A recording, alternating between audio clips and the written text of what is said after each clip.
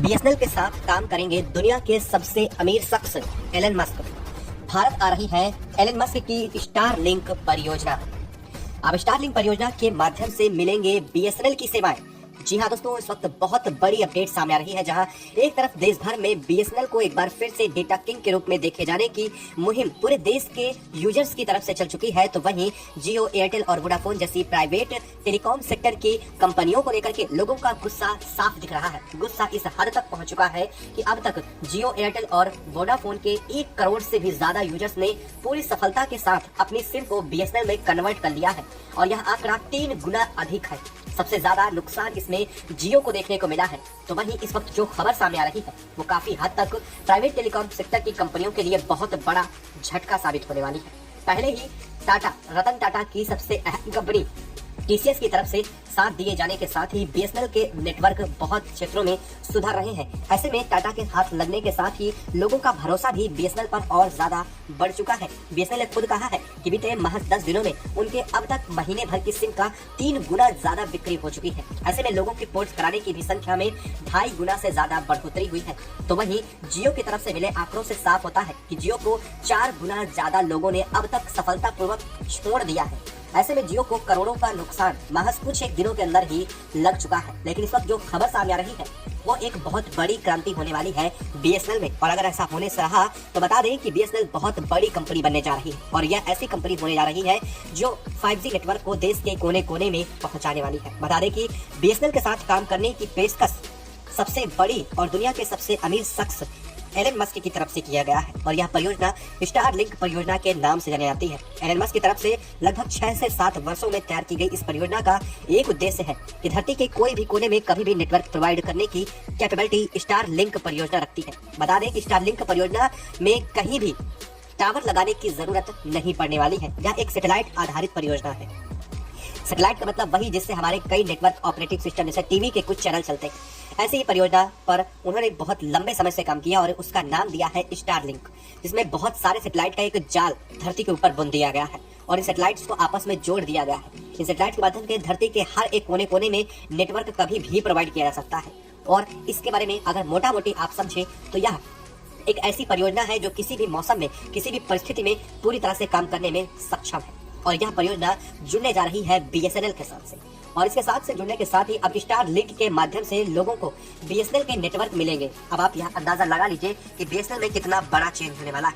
अब तक पूरे देश के यूजर्स की यही समस्या रही है कि बीएसएनएल अपने देश के तमाम इलाकों में नेटवर्क बेहतर प्रोवाइड नहीं कर पाता है, और इसी वजह के कारण 2009 के बाद से बीएसएनएल का डाउनफॉल शुरू हुआ, जो अब 2024 आने के बाद फिर से इसको रिवाइव करने की बात चल रही है।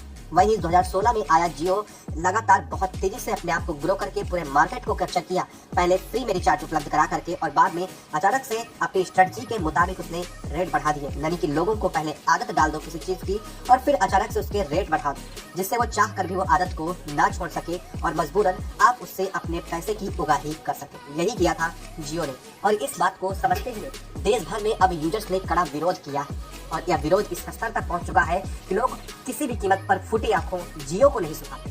हालांकि एयरटेल और वोडाफोन ने भी अपने रिचार्ज प्लान को महंगा जरूर किया है, लेकिन लोगों का सबसे ज्यादा गुस्सा जियो पर है।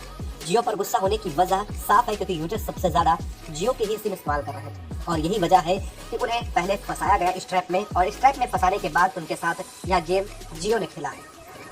लेकिन अब जियो का यह खेल खुद जियो को महंगा पड़ने जा रहा है, क्योंकि अब करोड़ों का नुकसान जियो महज 10 दिन में उठा चुका है, और यह नुकसान अभी भी कम नहीं होने वाला है। एक तरफ टाटा कंसल्टेंसी सर्विस तो दूसरी तरफ स्टारलिंक परियोजना।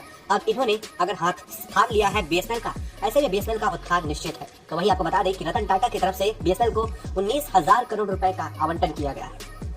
इस दान को अगर समझे तो 19,000 करोड़ रुपए में देश भर के तमाम इलाकों में 4G नेटवर्क की सुविधा उपलब्ध कराना उद्देश्य है। हालांकि इनमें लगे टावरों को कुछ इस तरह से प्रिपेयर किया गया है कि ये आगे आने वाले समय में कुछ चेंज के साथ ही 5G नेटवर्क भी प्रोवाइड कर सकेंगे। यानी कि अगर बीएसएनएल चाहे तो बिना ऑप्टिकल फाइबर को पूरी तरह से बिछाए भी 5G नेटवर्क को प्रोवाइड कर सकता है, जो कि बहुत बड़ी क्रांति होने वाली है। और इसी वजह से देश भर के ज्यादा से ज्यादा यूजर्स ने जियो को छोड़ करके अब बीएसएनएल को अपना रुख कर लिया है। लोगों का मानना है कि बीएसएनएल देश की कंपनी है और जो कुछ भी होगा वह देश हित में होगा। हालांकि एक सवाल और आता है कि अगर बीएसएनएल के साथ स्टारलिंक परियोजना जुड़ती है और 5G नेटवर्क पूरे देश में प्रोवाइड किए जाते हैं, तो क्या इन प्राइवेट टेलीकॉम सेक्टर की कंपनियों की तरह ही बीएसएनएल के रिचार्ज प्लान भी महंगे हो जाएंगे? तो आपको बता दें कि ऐसा कुछ भी नहीं होने वाला है, क्योंकि एलन मस्क अपने एक प्लान को यहाँ अप्लाई करने जा रहे हैं और उनका मानना है कि अगर यहाँ बीएसएनएल की तरफ से वो प्रोवाइड कराते हैं तो कहीं ना कहीं इसमें लोगों का हित भी होगा और कंपनी के ज़्यादा से ज़्यादा नेटवर्क को फैलाया जा सकेगा। हालांकि अगर वो चाहते तो अपनी स्टारलिंक परियोजना को देश में पार्टिकुलर भी ला सकते थे, यानी कि अपनी अलग स्टारलिंक परियोजना के माध्यम से पूरे नेटवर्क ऑपरेटर को चलाना बहुत आसान था, लेकिन ऐसा नहीं किया गया क्योंकि देश भर में इस बात को लेकर के विरोध से स्पष्ट हो जाता है कि अब कोई भी प्राइवेट टेलीकॉम सेक्टर कंपनियों को मार्केट में एंट्री नहीं देना चाहेगा और देश का हर एक नागरिक अपने देश के साथ प्रतिबद्धता व्यक्त करते हुए अब ज्यादा से ज्यादा प्राइवेट टेलीकॉम सेक्टर की कंपनियों का बहिष्कार कर रहा है। और यही वजह है कि स्टारलिंक परियोजना को जियो, एयरटेल या वोडाफोन से नहीं जोड़ा ताकि इसका भी बहिष्कार से बचा जा सके। यह एक बहुत बड़ी प्लानिंग है, हालांकि इसमें फायदा हम बीएसएनएल यूजर्स को ही होने वाला है और देश का नाम इससे और भी ज्यादा आगे जरूर जाने वाला है। हाँ, रही बात रिचार्ज प्लान की, तो रिचार्ज प्लान में बीएसएनएल और भी ज्यादा बल की कमी करने जा रहा है। बीएसएनएल अपनी नेटवर्क प्रोवाइडिंग सिस्टम को मजबूत करने के साथ साथ अपने रिचार्ज प्लान पर काम कर रहा है। अब रिचार्ज प्लान ऐसे होंगे जो कम से कम और बेहद किफायती होने वाले हैं। कुछ रिचार्ज प्लान को इस तरह से भी तैयार किया जाता है कि अगर कोई नेटवर्क को नहीं यूज करता है, यानी कि अगर कोई डाटा को नहीं यूज करता है, तो उसे ऐसे भी प्लान मिलेंगे जिसमें उसे डाटा के लिए फीस नहीं देनी होगी, जो कि अभी एयरटेल, जियो और वोडाफोन की तरफ से बिल्कुल भी कभी नहीं किया गया है।